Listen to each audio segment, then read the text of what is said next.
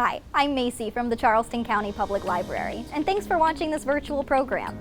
September is Library Card Sign-Up Month, and your Charleston County Library card is the key to a wealth of information and resources for free. Of course, we have tons of books. We also have movies, telescopes, museum passes, and gaming tablets for kids. And your library card gives you access to tons of digital content, like ebooks, audiobooks, music, and magazine subscriptions, plus access to databases for professional development, learning a new language, and genealogy research. Your library card is available for free if you live in Charleston County. Just stop by your neighborhood branch with your proof of address and your ID. For more information, visit ccpl.org.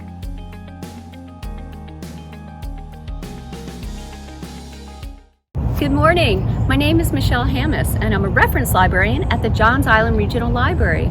This morning, we're in my home yard, and we're going to talk about a fabulous native plant. The honeybees love it. It helps them produce tons of honey. This Spotted Bee Balm does well in dry soil.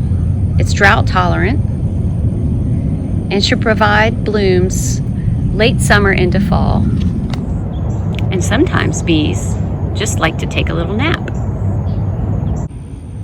It's a beautiful shrub with two-tiered flowers, and if you rub the stem,